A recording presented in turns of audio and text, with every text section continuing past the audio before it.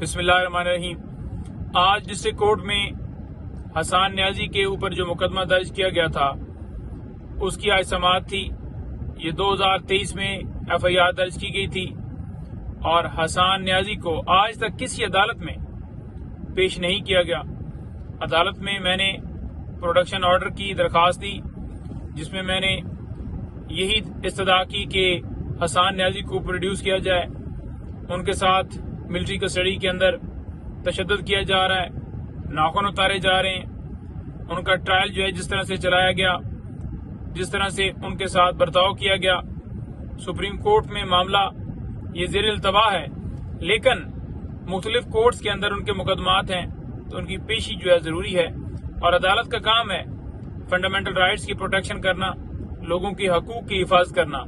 تو عدالت ان کو بلائے، دیکھے وہ کس حالت میں ہے، ان سے پوچھے، ان کی حالت چیک کرے۔ تو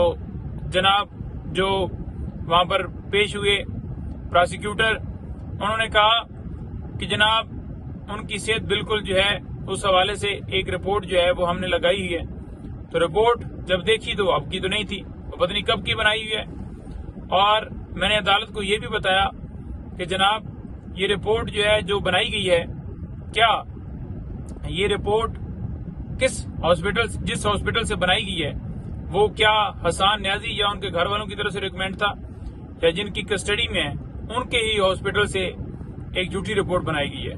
تو کوئی جواب نہیں تھا۔ اور میں نے کہا جی کہ انہیں عدالت میں آپ کے حکم کے باوجود بھی پیش نہیں کیا جائے گا کیونکہ جنگل کا قانون ہے۔ اور عدالت نے جب پوچھا کہ یہ بتائیے کہ حسان نیازی کو کب جو ہے وہ گرفتار کیا گیا تھا، تو میں نے بتایا کہ ایبٹ آباد سے کیا گیا، اور اس سے پہلے انہوں نے کہا کہ یہ ایف آئی آر تو سے پہلے کیا ہے۔ میں نے کہا جی بالکل۔ اور حسان نیازی یہ نہیں تھا کہ اس کیس کے اندر جان بوجھ کر پیش نہیں ہوا یا اس کیس کے اندر کسی جگہ پہ حاضر نہیں ہوا، بلکہ ہوا یہ تھا کہ اس میں بیل ہوئی، اور بیل میں کیونکہ ابھی چلان جمع نہیں ہوا تھا، تو چلان جب جمع ہوا ہے تو ہم فوراً آ کر پیش ہوئے ہیں۔ اور جو روپوشی کا معاملہ تھا، میں نے کہا جی کہ پاکستان تحریک انصاف کے جتنے رہنما، جتنے سپورٹرز، جو بھی جس کو بھی اٹھایا جاتا ہے اس کو اٹھا کے بیان دلوایا جاتا ہے کہ آپ بیان دیں، اور یہی وجہ ہے کہ جب وہ بیان دیتا ہے تو پھر اسے ریلیز کر دیا جاتا ہے۔ یہ کیونکہ خان صاحب کے بھانجے ہیں تو انہوں نے خان صاحب کے خلاف سٹیٹمنٹ نہیں دی، تو اس لیے انہیں جو ہے وہ زیر حراست رکھا ہے، اور کوئی ان کی انفارمیشن نہیں۔ پہلے تو وکلاء سے ان کی فیملی سے ملاقات کرنے کی اجازت نہیں ہوتی تھی، پھر بعد میں کورٹ آرڈر سے ان کو اجازت ملی، لیکن اس کے باوجود ان کے ساتھ برا سلوک کیا جا رہا ہے۔ انہیں کورٹ میں یہاں پر پیش کیا جائے، انہیں لایا جائے۔ اور میں نے یہ بھی بتایا کہ جناب سپریم کورٹ میں ایک جو لسٹ تھی جو کسٹڈی کے اندر ہیں وہ بھی وہاں پر فراہم کی گئی تھی۔ عدالت نے کہا کہ وہ لسٹ فراہم کر دیں یا کوئی ثبوت فراہم کر دیں جس سے یہ شو ہو کہ وہ ملٹری کسٹڈی میں ہے، کیونکہ سرکار مکر رہی تھی، کہہ رہی تھی کہ ہمیں نہیں پتا کہ وہ کدھر ہیں، اور آپ نوٹس بھجوائیں آئی او کو، یہ وہ ہے، رپورٹ منگوائیں۔ میں نے کہا جی یہ ٹرک کی بتی ہے، ٹرک کی بتی کے پیچھے لگانے والی بات ہے، اور آپ ان کو فی الفور اس عدالت کے اندر پیش کرنے کا حکم جاری کریں، اور اگر آپ کا حکم نہیں مانا جاتا تو پھر اس کے اوپر ایکشن لیں۔ یہ آپ کا جو ہے حق ہے، آپ کا فرض ہے کہ اپنے حکم کی تکمیل کروانا، اور جو آپ کا حکم کی پامالی کرے پھر اس کے خلاف بھی ایکشن لیا جائے۔ اچھا، اس کے ساتھ ساتھ آج وہ تو چلیں ڈیٹ جو ہے اس میں 8 تاریخ کے لیے ڈال دی گئی ہے، اور 8 تاریخ کو جو ہے اس کے اندر انہوں نے کہا کہ ہم آرڈر پاس کریں گے، اور ہم ان کو جو ریلیونٹ جو کسٹڈی جو ہے وہ دی گئی تھی ملٹری کسٹڈی میں، وہ تمام جو بھی اس کے ریلیونٹ ڈاکومنٹس ہیں وہ ہم نے عدالت میں فراہم کر دی ہیں۔ اب دیکھیں، آج اسلام آباد ہائی کورٹ میں ایک پٹیشن کے اوپر سماعت تھی جس میں بیرسٹر گور صاحب اور رو فضل صاحب نے ایف آئی اے کے نوٹسز کو چیلنج کیا تھا۔ یہ کون سے نوٹسز تھے؟ ایف آئی اے نے نوٹسز بھجوائے ہیں کہ آفیشیل ٹویٹر اکاؤنٹ سے جناب وہ جو ویڈیو شیخ مجیب الرحمان کے حوالے سے کہ غدار کون تھا وہ جو اپلوڈ ہوئی ہے وہ بتائیں، اس کے اوپر انہیں موقف دیں۔ آپ نے یعنی کہ